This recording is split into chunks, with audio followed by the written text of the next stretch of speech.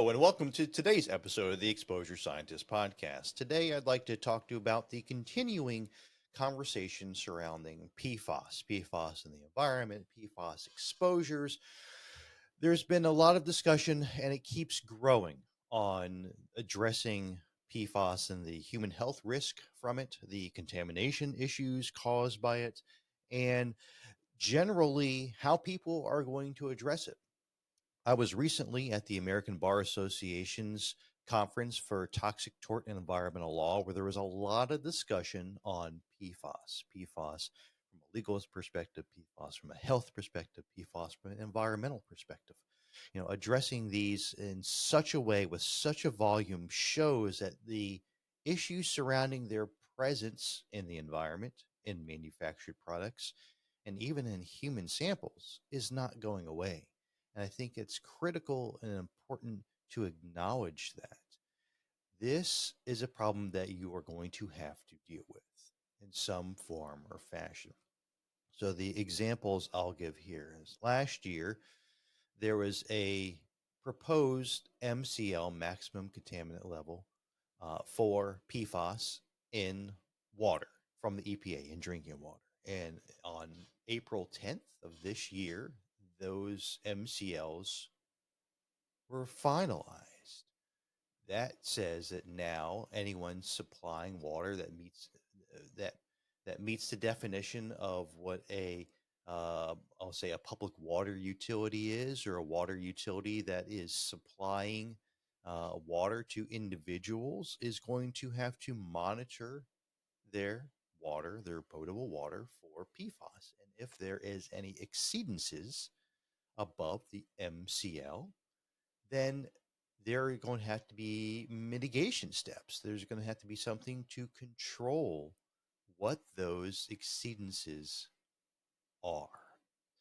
And I think it's important to understand that this now establishes legally enforceable levels that the EPA can now go in there and say, you need to regulate this, you need to do this, you need to address what the exposures are. So let's say you're a public water utility and you are regulating or you're supplying water. Now you're going to have to monitor for these. And if you have exceedances, you're going to have to either find what is causing those exceedances or control those exceedances, or is this going to potentially be an exorbitant cost for individuals or for public water utilities. But let's say that you are, I'll say, a small water utility.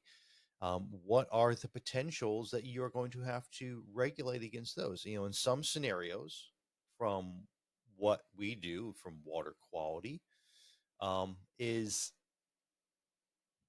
acknowledging and understanding that sometimes facilities themselves have to install what's called secondary treatment systems, where they have to treat the water within their facilities because they are managing the water within their facilities, meaning that there are potential waterborne pathogens that they have identified in their facilities, and they are not receiving enough disinfectant from the local water utility. So now they are having to install these secondary systems. In some regards, depending on the scenario, these second installation of secondary systems can be viewed as now they are being classified as a water provider for individuals that's within that facility. Whether it may be a office building, it may be a residential or multifamily home, or a large scale, potentially high rise building. So if you have those kind of systems installed and you meet certain EPA requirements of being a public water utility or a water utility providing water to certain individuals, even though it's small, you may now have to comply with the PFAS rule. And what are you going to do now? Now you installed the secondary treatment systems like monochloramine systems, and now you have to not only identify what the chloramine levels are, and other levels depending on what's coming from the water utility. You may have to do chlorine, disinfect the byproducts, lead and copper, but now you have to worry about PFAS. And what if you do have PFAS exceedances? What is that going to mean for your system? Are you going to have to now install some kind of a filtration system or a removal system, which is going to be a huge cost? So this is something you have to understand going forward, that PFAS is not going away. The solidification of these new rules, especially the MCL, for PFAS is showing us that this is an issue that is going to continue to grow and compound. Not at this point from a perspective of let's all be concerned about the health. This is more so, okay, this is what we've identified so far for PFAS. Let's continue to look at the potential health aspects because we're seeing PFAS more and more. I'll give an example of an article I saw the other day. It was a discussion of PFAS in some drinking water um, products. Not drinking water, I apologize. In some energy drink products. There are some lawsuits that are being filed um, for sport drinks, energy sport drinks that contain PFAS, and it was not acknowledged on their product that it contained PFAS. So, was the PFAS introduced at some point? Now quickly we'll generally kind of go do a quick history of PFAS. I'll say a quick history of PFAS are very heat tolerant substances. They also reduce surface tension, they act as surfactants, something that so it makes sure that something else doesn't stick to a surface. These the heat resistance and surface tension reduction qualities of it make it very attractive for a number of different products. It's been included in cosmetics before, included in food packaging material. It's been included in materials that consumers use to cook food on.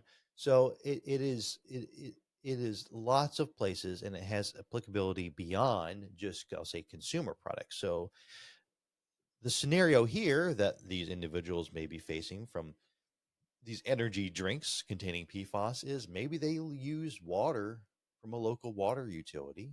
Maybe it wasn't, maybe they use their own filtration. I don't know. I don't know anything about the case, but you know, it is entirely possible that local water utility, now that they are having to monitor for PFAS, whereas before they did not, just had PFAS in it, and they used the potable water that they received to make the energy drink, and that meant that PFAS was now in the energy drink, not something that they potentially added. Again, I don't know the scenario, but it's something that you have to think about and have to consider. One of the main things I have said, um, I'll say in all kinds of products from a risk understanding and reduction perspective, is you have to understand what is in your product.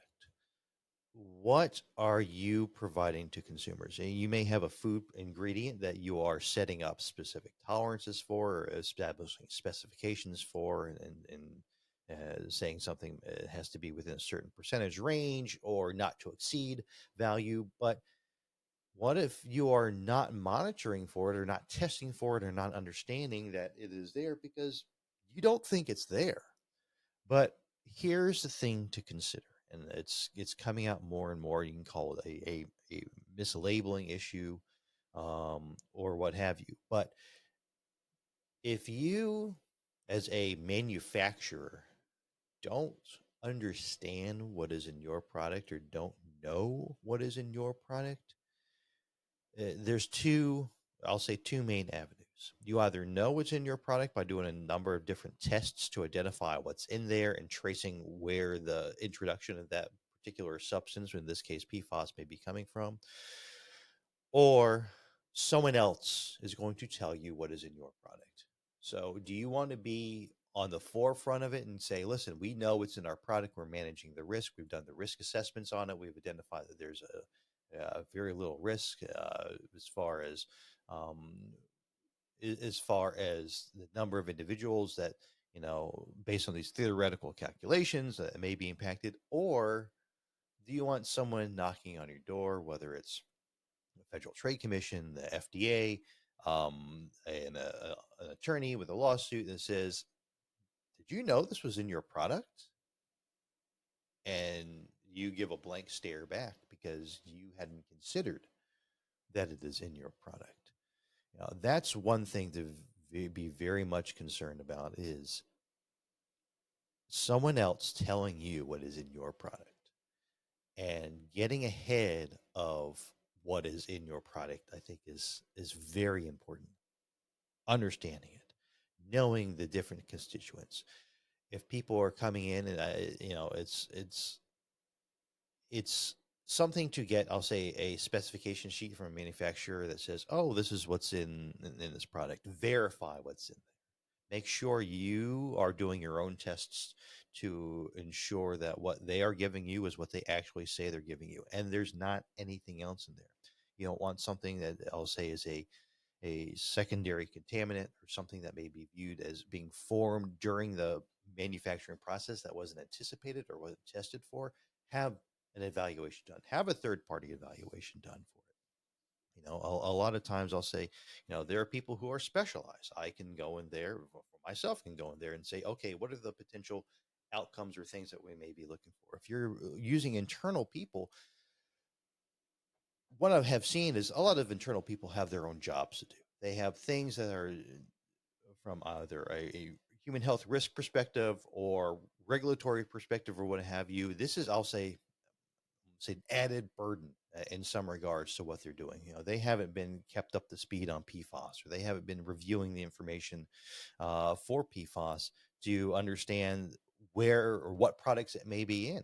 At the uh, at the ABA conference, I was surprised to hear a number of different other products, consumer products that are uh, being targeted or identified. Again, this energy drink was something that was just new that I had read about in an article.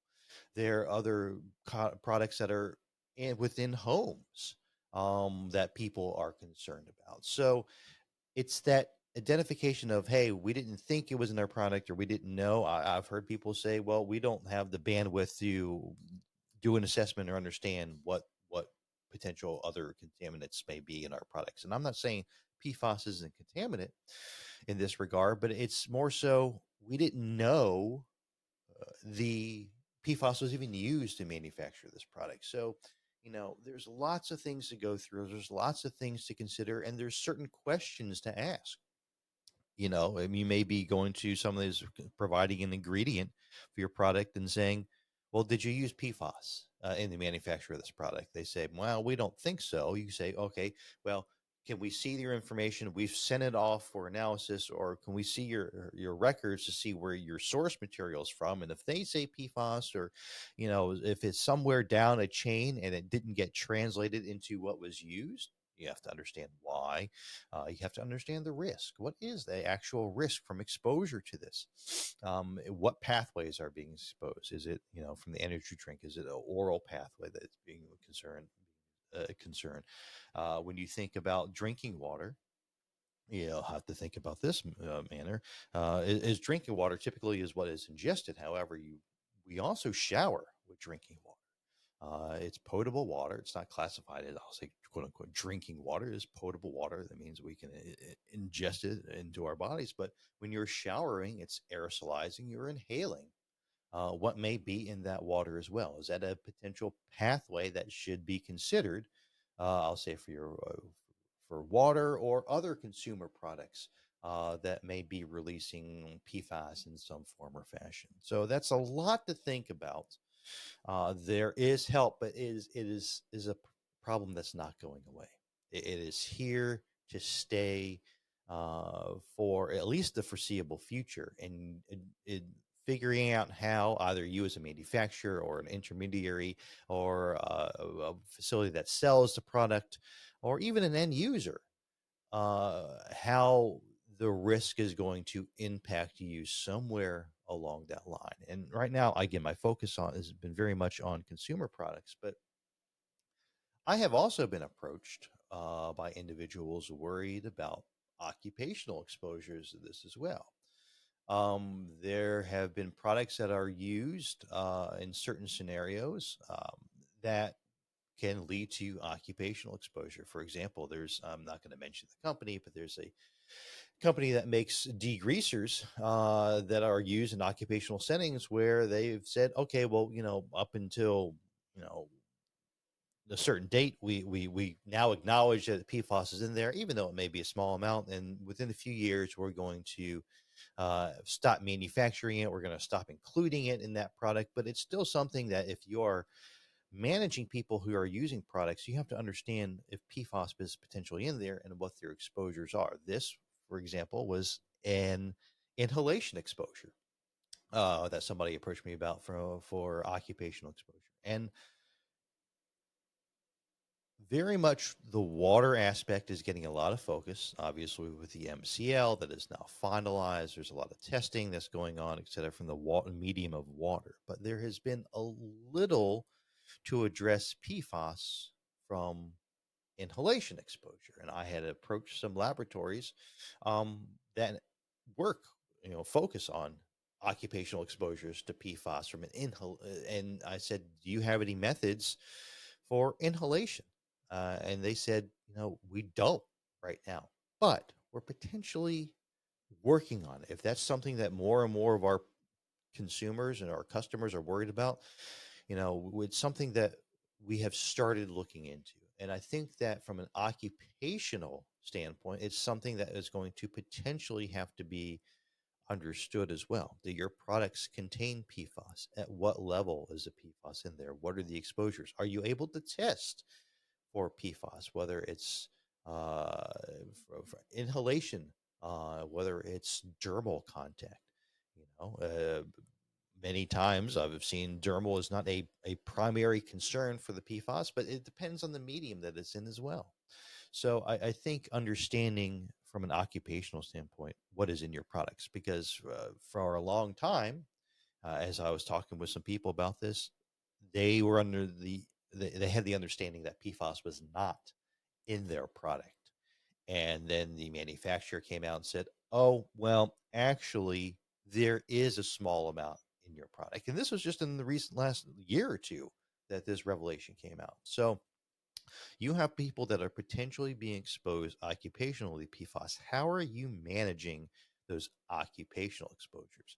And how are you doing your, I'll say, from if you're an in-house occupational safety and health individual or environmental health and safety professional or something of that regard, are you doing a due diligence to reach out to manufacturers whose products you're using, saying, okay, do you have PFAS in there? Have you done any testing to determine if PFAS is in there? That is big questions to ask, and that's sometimes scary questions to ask.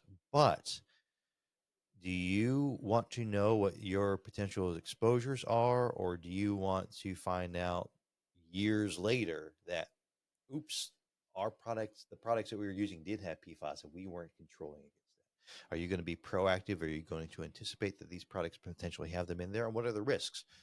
There's uh, thousands. I say thousands. The Tosca has at least 500 PFAS listed on there, and it's not all of them. Which PFAS are you going to focus on? So I think from an occupational standpoint, that is definitely a concern. From a, I'll say, environmental standpoint, some interesting information that was identified at the ABA conference.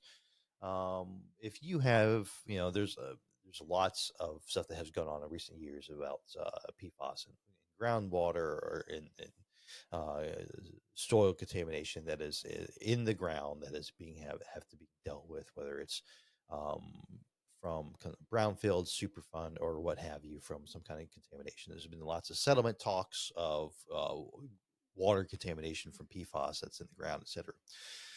But PFAS has a hazardous substance designation. And the question was, well, because has this hazardous substance designation from EPA, does that enable the reopening of um, previously closed sites, Superfund sites, or what have you, to go back and now say, okay, well, now these sites, we didn't evaluate PFAS then, but now we're having to go back and oops, PFAS is there. We thought we had everything cleaned up. We don't. And now those sites are going to have to be reopened to remediate the PFAS that is identified.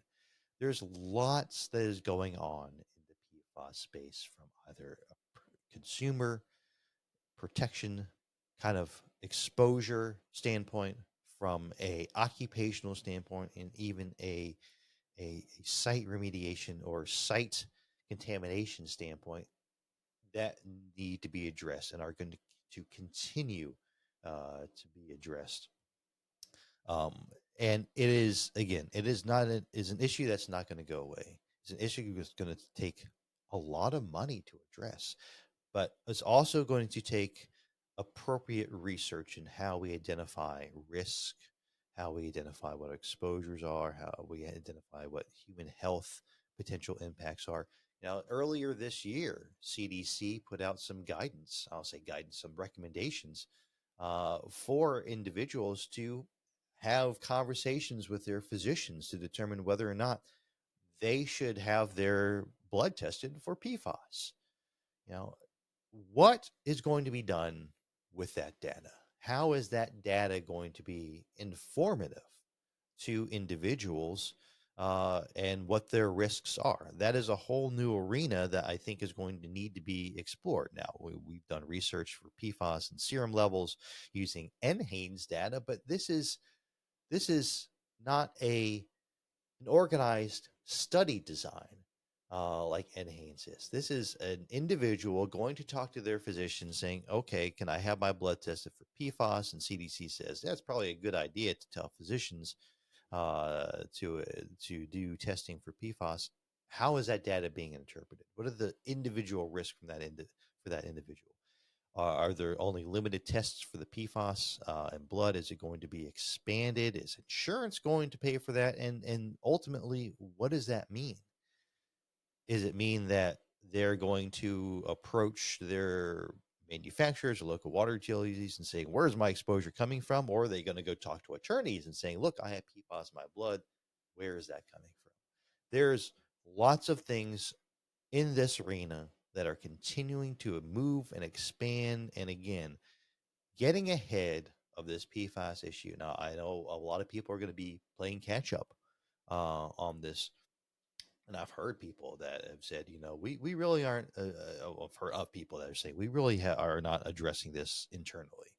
But you're going to need to. You're going to need to have conversations about it internally. And what you think you know about PFAS as far as how individuals are going to be exposed, you need to have a comprehensive assessment done because at some point, someone will be knocking on your door and saying, we found PFAS in your product. You're going to need to say, yeah, we knew about that. We disclosed it. We did a risk assessment on it. We identified the low risk based on the individual PFAS that was identified. You need to have that in your hand because before someone else comes to you and says, we found PFAS, doesn't seem you knew about it. We did our own assessment. It says it's dangerous. What are you going to do to make it right? So there's a lot going on in this space. If you have questions about PFAS, please feel free to reach out. I'd love to have a conversation about it. Again, it's an area that everyone is continuing to learn more and more about as time goes on. So I hope you enjoyed this information. Hope it was valuable to you. Like I said, if you have any questions, please feel free to reach out. And I hope you see you soon or hear you soon on the next podcast. Thank you so much.